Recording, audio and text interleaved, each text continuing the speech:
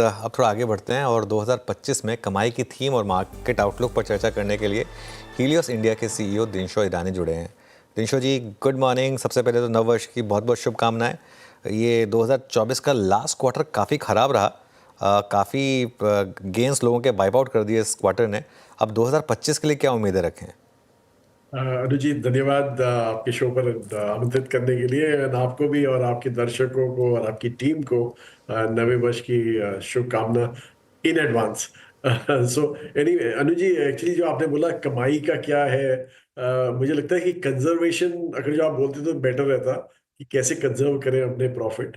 तो I think that is the way to look at it, क्योंकि आप देखिए ये साल जैसे आपने राइटली पॉइंट आउट किया कि लास्ट क्वार्टर में तो सारे जो गेन थे इंडाइसिस के काफी वाइप आउट हो गए। One of the worst years जो 2024 है फॉर एफआई सेलिंग का था।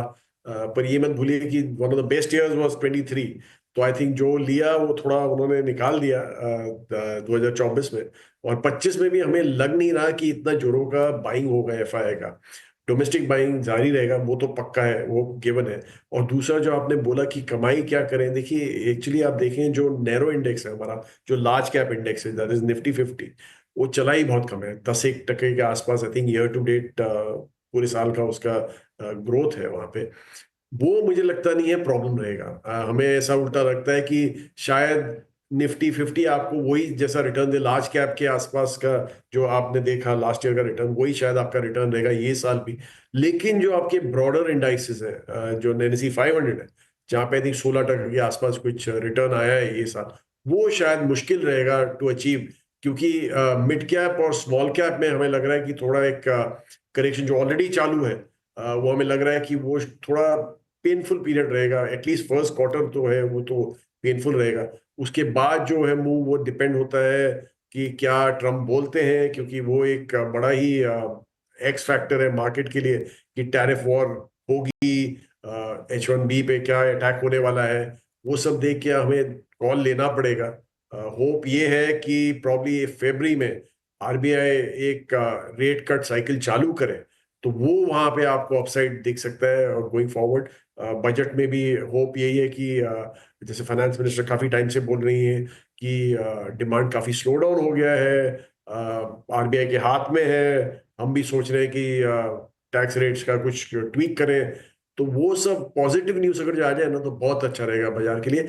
बहरहाल जैसे मैंने बोला वैल्यूएशन के हिसाब से लार्ज कैप में इशू नहीं लग रहा है, मिड कैप थोड़ा स्ट्रेच लग रहा है, स्मॉल कैप बहुत ज्यादा स्ट्रेच लग रहा है। तो ये सब आपको देख के ही देखना पड़ेगा, पॉकेट्स देखने पड़ेंगे और उसके हिसाब से ही काम करना पड़ेगा। बिल्कुल।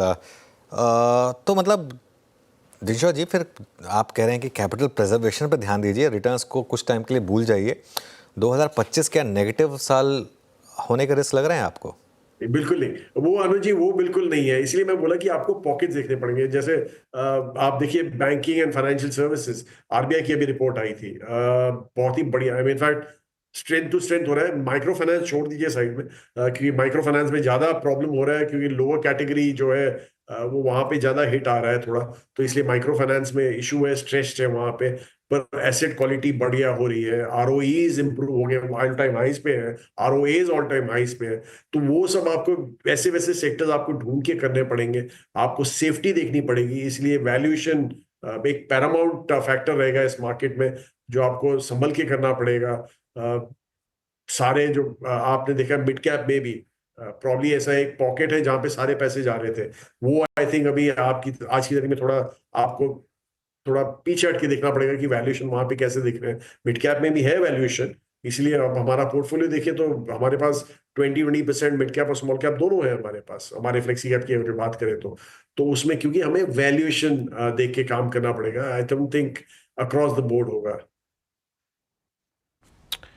दिनशो जी नमस्कार, वीरेंद्र बोल रहा हूँ। मेरी तरफ से भी आपको वर्ष 2025 की अग्रिम शुभकामनाएं। ये आखिरी दिन जो ये आरबीआई की फाइनेंशियल स्टेबिलिटी रिपोर्ट आई है, जिसमें आने वाले वर्ष में एनपीएस बढ़ने का एक रेड फ्लैग रेज किया गया है, and specially for private banks.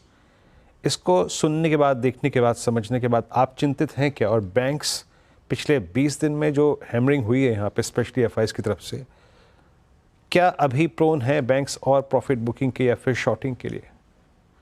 Veeru ji, actually आपने बहुत ही बढ़िया सवाल पूछा ये, क्योंकि private sector banks across the board, जैसे मैंने बोला कि आपको you can not, I mean, आप पूरा अक्रॉस द सेक्टर आपको प्राइवेट सेक्टर बैंक पसंद है तो सारे लेने प्राइवेट, वैसा नहीं होना चाहिए। आपको बड़ा कंजर्वेटिव रहना पड़ेगा आपके इसमें, इसलिए आप हमारा भी पोर्टफोलियो देखें। हमें प्राइवेट सेक्टर बहुत पसंद है, प्राइवेट सेक्टर बैंकिंग बहुत पसंद है, लेकिन बहुत ही सिलेक्टिवली हमने एक्सपोजर लिया है वहां पे।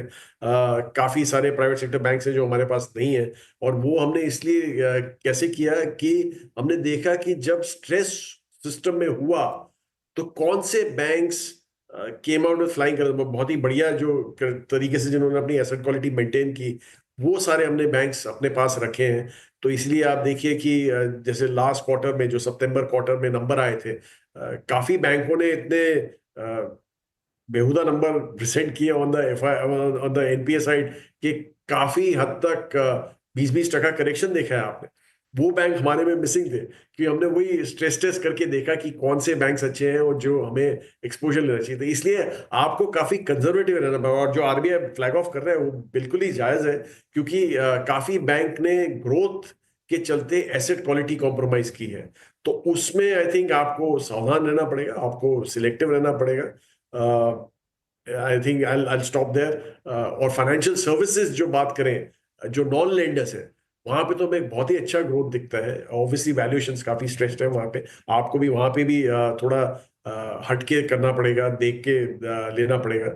लेकिन फाइनेंशियल सर्विसेज वन सेक्टर जो, आप अगर जो इतिहास भी देखें, जो जो कंट्रीज चली हैं, जो इंडिया एक्सपेक्टेड इकोनॉमीज चली हैं, जिन कंट्रीज की, जहां इंडिया एक्सपेक्टेड है अभी नेक्स्ट 4-5 साल में, फाइनेंशियल सर्विसेज हमेशा बहुत बढ़िया किया है, क्योंकि वो they are not only gatekeepers to wealth, but they are gatekeepers to the growth also. So इसलिए हमें लग रहा है कि वो सेक्टर कंटिन्यू करेगा ऑन द वे अप। अच्छा, बात करते करते दिनशॉ जी के साथ निफ्टी 23,500 तोड़ गया, अभी अभी इंट्राडे में जो लो लगा के आया, अभी करीब 23,471 के जोन में आके ट्रेड करता हुआ, डे लो अभी जो क्रिएट किया वो था 23,465, और यकीन मानिए वीकली चार्ट्स पर उसकी सिग्निफिकेंस है।